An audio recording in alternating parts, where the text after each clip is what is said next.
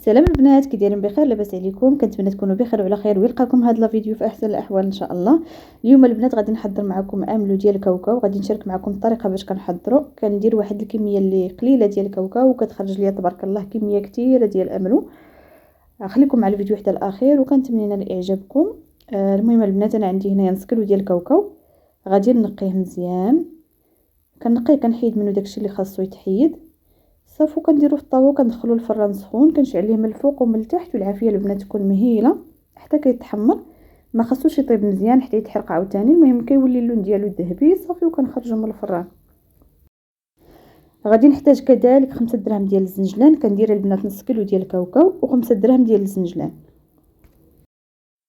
بالنسبه للزنجلان البنات الا بان لكم فيه الغبره وموسخ ضروري تغسلوه. انا هنايا خديت الزنجلان نقي ما فيهش الغبره، فيه غير هاد التفرتيت، هاد التفرتيت الصغير اللي فيه دوزتو غير في الصفايه صافي وتحيدات، يعني ما نحتاجش نغسلو.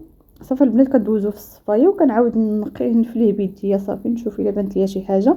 ولكن انا هنايا خديت زنجلان نقي ما لقيت فيه والو. كما قلت لكم البنات الا كان الزنجلان موسخ ضروري يتغسل.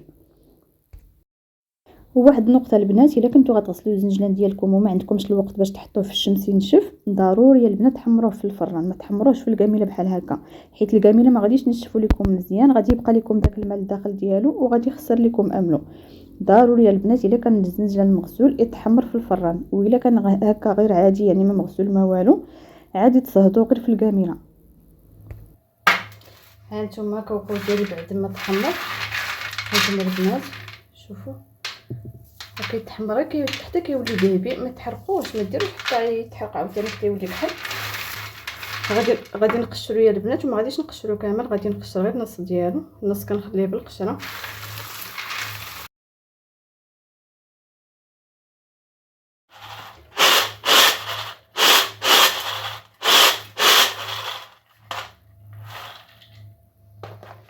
هانتوما البنات كاوكاو راه نقيت ليه النص ديالو، حيت ليه القشره والنص خليته بالقشره ديالو.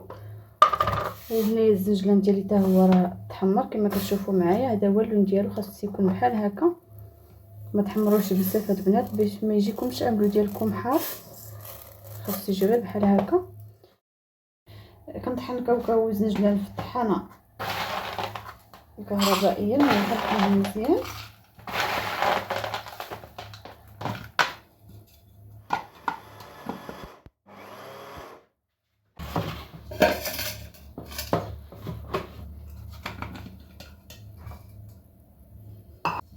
هانتوما البنات كنطحن الكاوكاو مزيان، خاصو يولي بحال هكا، يولي عجينه. الا بغيتو تخليوها البنات مهرمش خليكم تخليوه. كاين اللي كيعجبو املو يكون فيه تكون فيه ديك التهرميشه ديال الكاوكاو. انا كندير هكا نطحن مزيان. المهم البنات غادي نطحن الكاوكاو والزنجلان ونرجع باش نوريكم القياس اللي غندير ديال الزيت وديال السنيده. هانتوما البنات راه كنطحن في هذا الكاس وكنخوي في الهاشوار، في الاخير غادي نخلطو غير في الهاشوار. هانتوما البنات بعد ما طحنت المكونات ديالي، طحنت كاوكاو والزنجلان درتهم في الهاشوار، غنزيد معاهم 4 ديال المعالق كبار ديال السكر سنيده. بالنسبه للسكر البنات كيبقى على حسب الذوق ديالكم، كاين اللي كيبغي الحلاوه وكاين اللي ما كيبغيش الحلاوه. بالنسبه لهاد 4 ديال المعالق البنات ما كيجيش حلو بزاف، يعني كتجي الحلاوه شويه ناقصه فيه حيت ما كناكلوش حنا السكر بزاف في الدار. المهم درت البنات 4 ديال المعالق كبار ديال السكر سنيده. نتوما ملي غديروا السكر البنات حتى كتخلطوه كتذوقوه، شوفوا الا جاتكم الحلاوه هي هذيك صافي. بان لكم باقي خاصو السكر زيدوا مازال السكر وعاودوا خلطوه. بالنسبه للزيت البنات كنخلط بهادي، هاد الزيت هادي باش كنخلط، ما كنطيبها البنات ما والو، كنخويها مباشره.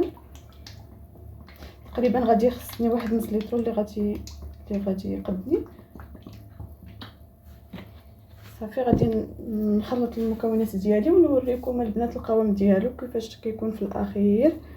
المهم كما قلت لكم البنات تقريبا غادي يقدني نص لتر ديال الزيت. ما تكثروش ليه الزيت باش ما يجيش عاوتاني جاري وما يجيش عاوتاني وما يكونش عاوتاني عاقد بزاف.